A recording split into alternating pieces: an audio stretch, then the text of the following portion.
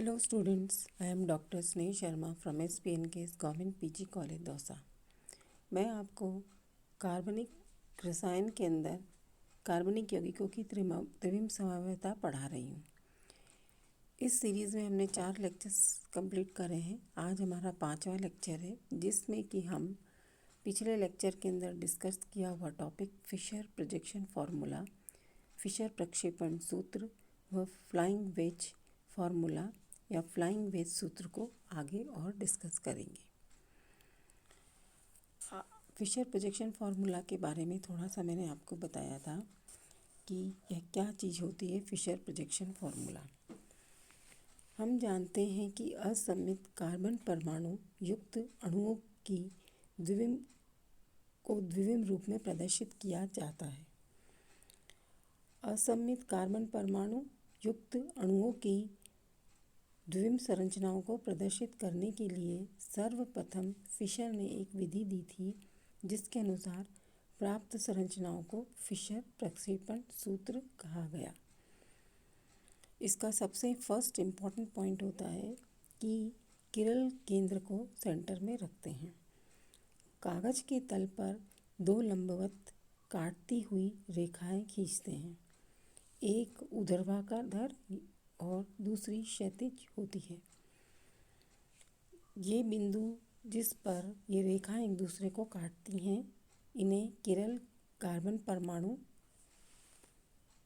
को प्रदर्शित करता है।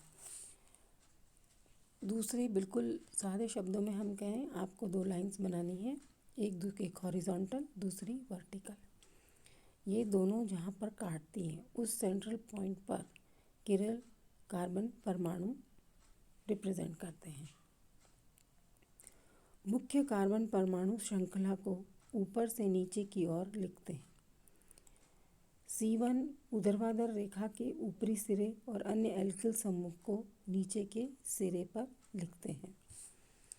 ये हम बात कर रहे हैं कि किस प्रकार से हम ग्रुप्स जो अटैच्ड हैं उसकी कार्बन की संयोजकता संतुष्ट कर रहे हैं, उनको हमें कहाँ कहाँ पर लिखना है। किरल कार्बन परमाणु पर उपस्थित शेष 2 परमाणुओं या समूहों को क्षैतिज रेखा के दोनों सिरों पर लिखते हैं, यानी कि हॉरिजॉन्टल लाइंस पर लिखते हैं। ऊर्ध्वाधर रेखा पर उपस्थित बंध प्रक्षेपण तल से नीचे की ओर झुके होते हैं, अर्थात दृष्टा से दूर होते हैं।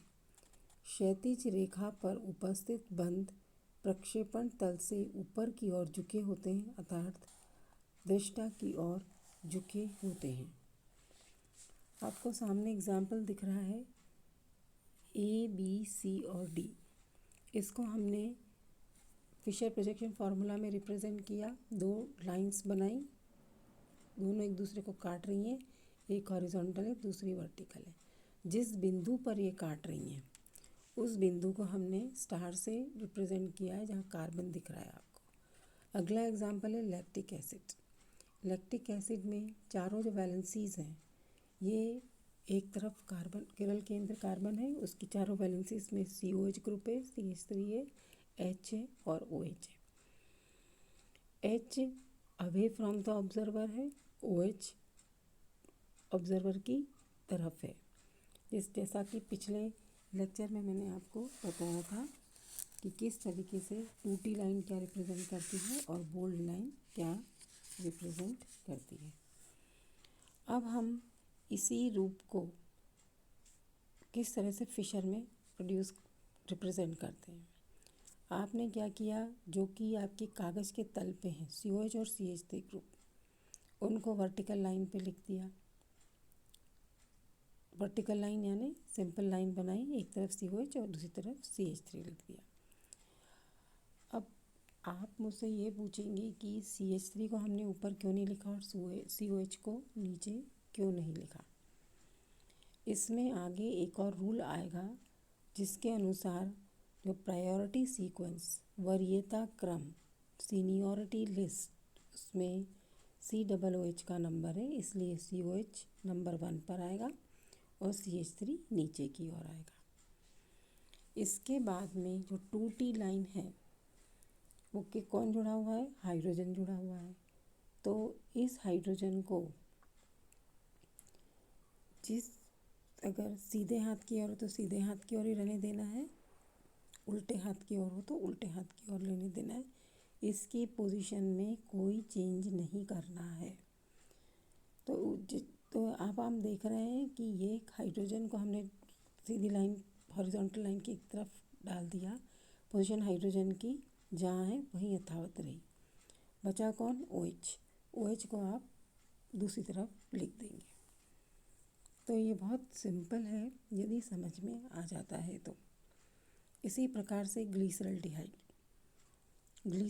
में CHO, CH3, H और OH है। इसमें वही सबसे फिशर में रिप्रेजेंट, ये तो है हमारा फ्लाइंग वेज सूत्र। अब फिशर में रिप्रेजेंट करने के लिए क्या करना पड़ेगा, वापस से वर्टिकल लाइन खींचनी पड़ेगी और प्रायोरिटी सीक्वेंस, यहाँ पर मैंने आपको CH3 कहा था, यहाँ पे CH2OH है। तो प्रायोरिटी सीक्वेंस में आपने वापस लिखा और वरीयता क्रम में CHO पहले ऊपर आएगा, नंबर 2 पर CH2OH आएगा, अतः CHO ऊपर और CH2OH नीचे। अब 2T लाइन से हाइड्रोजन जुड़ा हुआ है और ये जहाँ पर है यथावत उसी हाथ की ओर रहेगा। तो हॉरिजॉन्टल लाइन खींचिए, H जहाँ पर है उधर ही रख दें और उसके सामने OH लिख दीजिए। तो ये हमारा फिशर प्रोजेक्शन फार्मूला और फ्लाइंग वेज फार्मूला रिप्रेजेंटेशन है। फ्लाइंग वेज सूत्र को यदि फिशर प्रक्षेपण सूत्र में बदलना हो तो वेज सूत्र में कागज के तल के आगे की ओर अर्थात प्रेक्षक की ओर वेज लाइन पर बने समूह को फिशर सूत्र के क्षैतिज रेखा पर लिखा जाता है, जबकि वेज सूत्र में कागज के तल के पीछे की ओर अर्थात प्रेक्षक से दूर 2T लाइन पर बने समूहों को फिशर के ऊर्ध्वाधर रेखा पर लिया जाता है। तो ये हमारा फिशर प्रोजेक्शन फार्मूला कंप्लीट होता है।